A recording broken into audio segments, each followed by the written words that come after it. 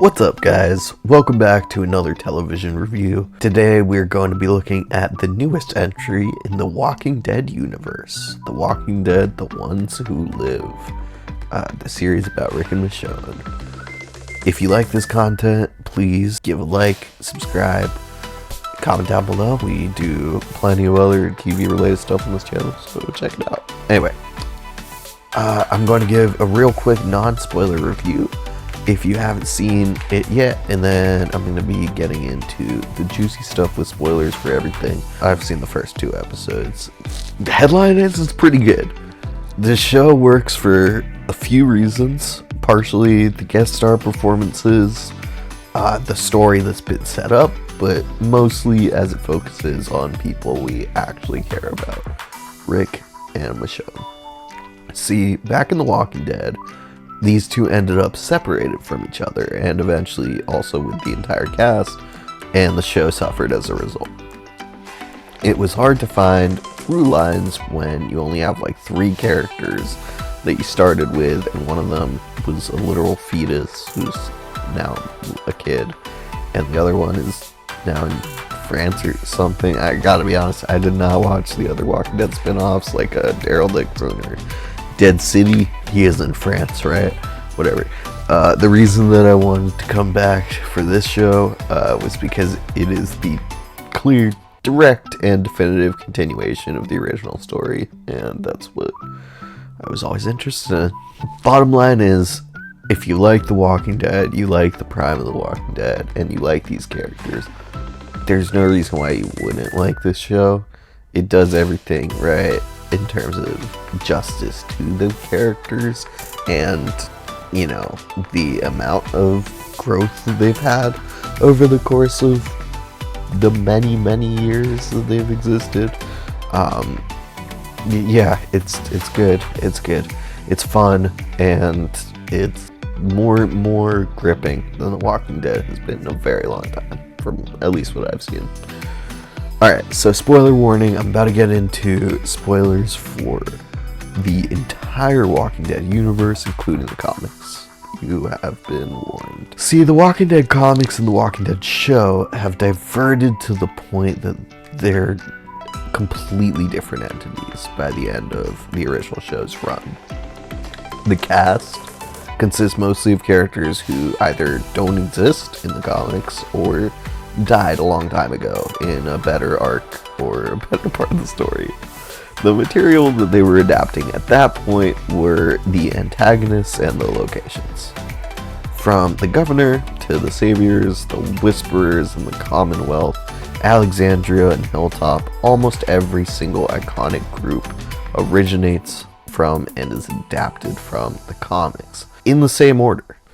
The problem, at least in my opinion, was that the comics had a clear direction, and the end of the Commonwealth arc was tied directly with Rick's unceremonious murder and an uncertain future that hinged on potentially Rick's child, Carl. But in this universe, Carl's been dead for a while now, and Rick is gone in the show. So all this was, in my opinion, was a lazily adapted version with the characters they had, and the Commonwealth arc just kind of ended, and so did the show. But throughout the show's airtime, there was one group, one image, that did not originate from the comics, and it always held my curiosity because I really didn't know what it was, or I assumed it was the Commonwealth. But even if at one point it was intended to be the Commonwealth, the helicopters we see and the place Rick was taken to is a completely new group of people, a completely new set of locations, the CRM. I understand that there's a spin-off that specifically deals with the CRM, and I did not watch that, and I don't really think I need to or want to. These first few episodes of this new show do a really good job of detailing it. So let's finally get into the new show that answers the question every Walking Dead fan has been wondering for years. The question we've all been asking, rightfully, is if Rick was out there, alive, Why hadn't he returned to his family, his loved ones? What force on planet Earth or cause could keep Rick Grimes in check? Well, it is indeed the CRM, and there actually are solid reasons why Rick didn't come back. He tried many times, and we are shown that this threat, this group, it's too big. Too big for Rick Grimes to escape. Now that's compelling. In one of his escape attempts, Rick cuts off his hand, which of course is taken from the comics, in which Rick gets his hand cut off back in the Governor arc. Happened a long time ago. Rick doesn't have a hand for most of the comics. Instead, he has like things that he makes and things that are made for him that are really cool, like knives. And you see a little bit in the show, so I'm sure we'll see more.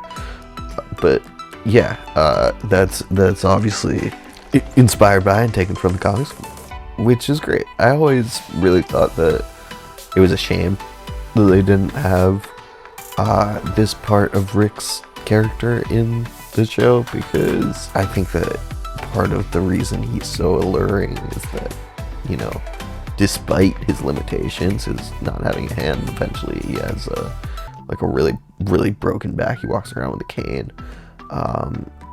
You know, he still has this power and he has this say because he's Rick. That's who he is. So Rick's hand, he gets it cut off, of course, and it works really well here. It serves as a constant reminder, an image of hopelessness for Rick. Even after giving up a part of his physical body, he still couldn't get away, and ultimately that was a futile effort. The threat has been established, and the threat is real. So let's take a look at some of our new characters. Okafor represents the end of the road in CRM. He shows us what happens when you've been in so many inner circles, seen secrets that will make you numb in your heart, and accepted where he is. He attempts to show Rick that, like him, Rick too could make the most of his life in the CRM. All he has to do is accept that that is his life. Everyone, all your people, everyone alive. This isn't everything! You don't get to choose for the world. You don't get to choose for me. I don't. You did. Now, he does enlist Rick into his super secret squad with another one of the CRM's prisoners named Pearl. And then this character probably has the coolest death scene that the show has had in a while. I love how sudden and efficient the pacing of this show can be.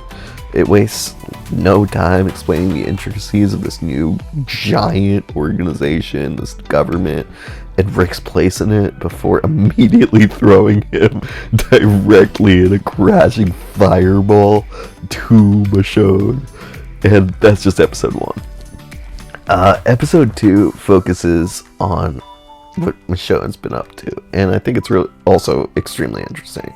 I won't lie, I was less invested in the story knowing the moment that it would be leading up to, but it ended up being paced really well. There's some scenes that I thought were absolutely excellent, especially to paint the CRM as these like truly these demonous people, and it's really working for me. I hate them. We get a lot of new characters, and all of them die. So yeah, that sucks. I kind of liked Natty. He was cool, but hey, this is the ones who live, right? Not the ones who. Sorry. Okay, so the other character who shows up is General John Locke from Lost, and so far he's great, but he hasn't really done much. He will most certainly meet the same fate as all the other side characters in this show. Just seems like really Rick and Michonne are the only ones actually making it out of this place, and I really do hope that they get there. To kind of wrap this up a little bit, this is really exciting. I mean, I was watching The Walking Dead until it ended, but I kind of tuned out because, in my opinion, it got pretty garbage, and it just wasn't interesting. But I think that was largely because a lot of the characters I cared about and a lot of the, ideas that I cared about felt pushed to the background or completely gotten rid of. One theme that I think is really, really interesting that this show is pushing so far is the balance of family and duty. To Rick, family is his duty, right? He needs to be with his family. But to Okafor, he's realized that his duty is something else. He's not getting back to his family. And he is convinced that what he is doing is ultimately so important that it's greater than the cause is greater than returning home. And that's what he tries to convince Rick of. And maybe Rick almost gets there. Maybe Rick is still almost there. We don't fully know what the CRM is actually up to. We know that they are mass exterminating large groups of people. We know that they're confining those they come across. We know that they're ordering people into A's and B's and G's and F's and Z's and probably, I don't know, Q's. They're evil and they're up to something. But maybe Rick's duty to stop this evil will overpower his duty to his family. And that's what the show is asking, I think, at the start, with these characters who either die or are being built up.